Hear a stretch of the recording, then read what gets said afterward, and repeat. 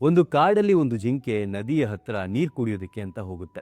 So ಅದಿನ್ನೇನು ನೀರನ್ನ ಕುಡಿಬೇಕು ಅಷ್ಟರಲ್ಲೇ ಬಲಭಾಗದಲ್ಲಿ ಒಬ್ಬ ಬೇಟೆಗಾರ ಅದಕ್ಕೆ ಕಾಣ್ತಾನೆ.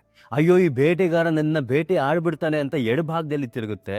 ಅಲ್ಲಿ ಒಂದು ಸಿಂಹ ನಿಧಾನವಾಗಿ ಈ ಜಿಂಕೆಯ ಕಡೆ ನಡ್ಕೊಂಡು ಬರ್ತಿರುತ್ತೆ. ಅಯ್ಯೋ ಇವರಿಬ್ಬರ ಸವಾಸವೂ ಕೂಡ ಬೇಡ ಅಂತ ಹಿಂದೆ ಓಡೋಣ ಅಂತ ನೋಡುತ್ತೆ. ಹಿಂದೆ ಒಂದು ದೊಡ್ಡ ಕಾಡ್ಗಿಚ್ಚು ಆ ಕಾಡನ್ನೇ ಆವರಿಸಿರುತ್ತೆ.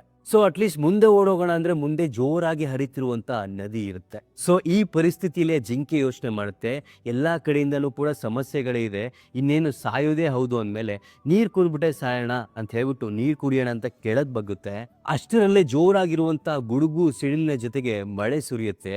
ಆ ಶಬ್ದಕ್ಕೆ ಆ ಬೇಟೆಗಾರನ ಗುರಿ ಜಿಂಕೆಯಿಂದ ತಪ್ಪಿ ಸಿಂಹಕ್ಕೆ ತಾಗುತ್ತೆ.